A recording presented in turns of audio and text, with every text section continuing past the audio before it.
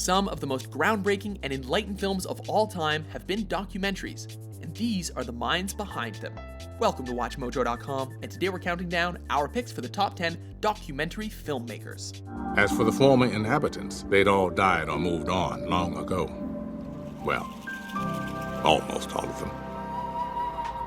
For this list, we'll be looking at the most revolutionary and innovative directors of non-fiction motion pictures and some of their best work. Number 10, Michael Apter. I think that there's going to come a time when all that has to be told. In addition to fiction films, this former president of the Directors Guild of America has dabbled in the art of making documentaries to commercial and critical success. The shootout at Jumping Bull, the killing of these two FBI agents, was a part of the total pattern of violence that was occurring on the reservation. Bring on the Night, a concert film based on Sting, as well as Incident at Oglala, a look at the murder of two FBI agents, were two such successes.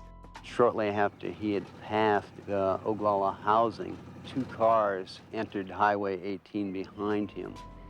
His greatest work, however, has been the Up series, a documentary series that has followed the lives of 14 British children from the ages 7 up to present, with a new episode about their lives every 7 years. A lot of the enjoyment of life has been taken out of it. Yes, the natural enjoyment. It hasn't been taken out of it, it's just people. It's still there if you look for it. Number 9, Morgan Spurlock. Patient is embarking on a 1-month Macdonald's binge. Although active in the field of the performing arts as a playwright, this mustached director and humorist's first massive success was with the film Super Size Me, a chronicle of his own attempt to eat nothing but McDonald's for 30 days. My advice to you as a physician is that you've got to stop. You're pickling your liver. His second film, Where in the World is Osama Bin Laden, premiered at Sundance and was also a critical success, as he takes a first-person look at the fight on terrorism, while going on a search for Bin Laden himself. And I'm gonna find out once and for all, where in the world is Osama Bin Laden? With a nomination for the coveted Academy Award in his pocket, we can't wait to see what he does next. Osama Bin Laden is Saudi Arabia. Afghanistan. I don't know whether he's in. There's also a question whether he's alive or dead. Okay. Number 8, Kevin Macdonald.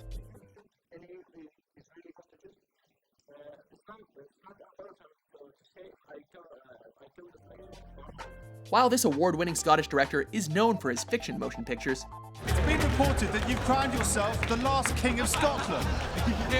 His efforts in the field of documentaries are certainly renowned as well.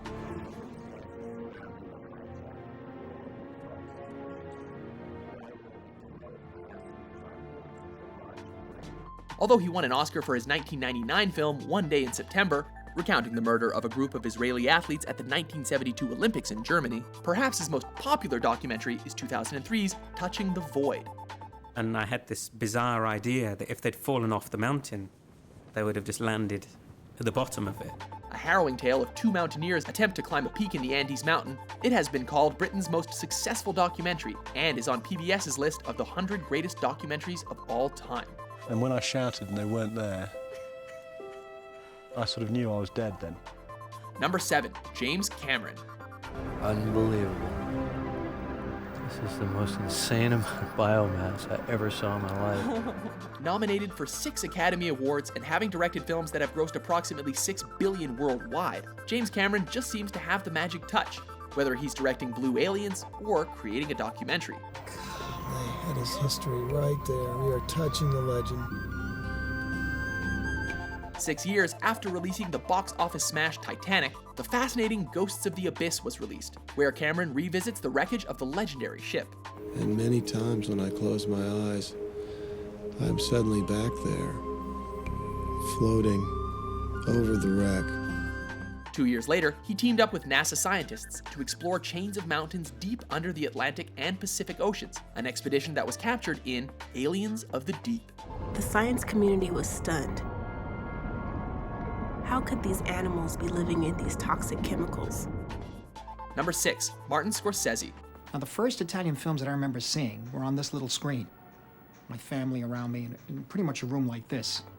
The most nominated living director, and certainly one of the most influential, this 8-time Oscar-nominated filmmaker has drawn us to many fictional worlds. I'm funny how? I mean funny like I'm a clown, I amuse you, I make you laugh. But has also created some underrated documentary classics. So as a filmmaker, I'm kind of caught. I've never really felt like a Hollywood director, or at least what my idea of a Hollywood director is supposed to be. And obviously, I'm not an Italian filmmaker either. My Voyage to Italy is perhaps the most award-winning effort, documenting a journey through the history of Italian cinema and particular movies that influenced the director himself. They needed to dissolve the barrier between documentary and fiction. And in the process, they permanently changed the rules of movie making. He has also been praised for his treatments of legendary musical artists, including his 2011 documentary based on the life of former Beatles member George Harrison. The event is so momentous that historians may one day view it as a landmark in the decline of the British Empire. The Beatles are breaking up. Number 5, Alex Gibney. And that is the main entrance to Camp X-Ray. It would be extremely difficult for anybody to make an escape out of here. Praised for his emotionally compelling subject matter and style, Alex Gibney has shown numerous times that he isn't afraid to deal with topics that others would be afraid to take on. A lot of what needs to be done here will have to be done quietly, without any discussion, using sources and methods that are available to our intelligence agencies. For instance, Taxi to the Dark Side, his chronicle of a taxi driver who was tortured and killed for no reason on an Afghan airbase in 2002, won the 2007 Oscar for the Best Documentary Feature. It certainly makes you wonder about whether they just sent these guys on to cover their butts. He was also nominated for Enron, The Smartest Guys in the Room, a film that took an in-depth look into the fall of the Enron Corporation, one of the biggest scandals in the history of the United States. This is a case of America's largest corporate bankruptcy. The question here is what happened, who was responsible for it happening, and what can we do to prevent this sort of thing from happening again? Number 4, Ken Burns. Lincoln's been so smothered with stories of his compassion that people forget what a highly intelligent man he was. With a unique style that includes simple musical soundtracks and the captivating use of archival footage and images, Ken Burns has won numerous Emmy Awards for his vivid, all-American documentaries. Work began on a statue unlike any ever built before. It would be a gift from the people of France to the people of the United States. He has been nominated twice for an Academy Award, once for 1981's Brooklyn Bridge and another time for 1985's The Statue of Liberty. Liberty is the absence of constraints and barriers and impediments. Perhaps his greatest achievement, however, is the film that garnered more than 40 major film and television awards, namely 1990's The Civil War. It was the establishment of the United States in independence from Great Britain, with slavery still a part of its heritage. Number 3, Michael Moore. When the second plane hit the tower, his chief of staff entered the classroom and told Mr. Bush, "The nation is under attack." Although he had humble beginnings as a magazine writer, he has since established himself as a filmmaking force to be reckoned with. I'd spotted an ad in the local Michigan paper that said if you opened an account at North Country Bank, the bank would give you a gun. Known for his sharp criticism and wit, Michael Moore's 2004 hit Fahrenheit 9/11, an examination of terrorism and the American presidency at the time, is the highest-grossing documentary of all time. They're not happy they're occupied. I wouldn't be happy if I were occupied either. Everybody, here we go. Several of his other documentaries can also be found on top-grossing documentaries lists, including Bowling for Columbine, which won an Oscar for Best Documentary Feature. Yes, it was a glorious time to be an American.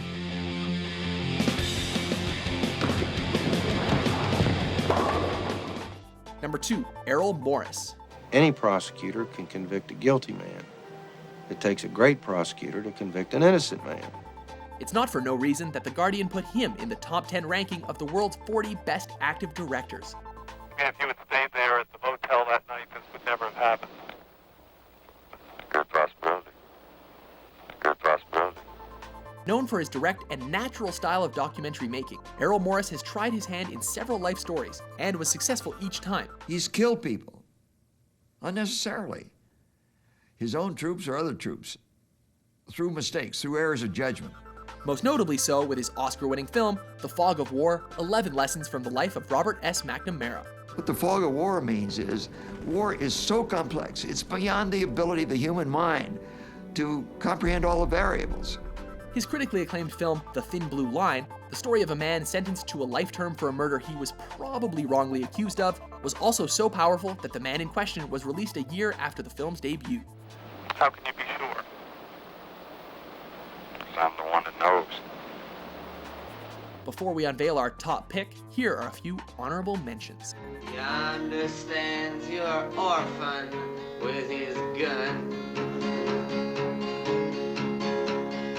crying like a fire in the sun. You know, 4 years ago, that's all I used to dream about was playing in the NBA. I don't really dream about it like that anymore. Everybody stand together in it, and everybody goes together. Everybody go out on the picket line, and we'll win their contract if they'll all stand up. He was only 32 and from the very 32 and she got rid of him in 15 minutes flat. The person lending you the money expected you to pay him or her back.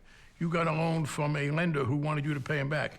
We've since developed securitization whereby the people who make the loan are no longer at risk if there's a failure to repay. If I show weakness, if I retreat, I may be hurt, I may be killed. I must hold my own if I'm going to stay within this land.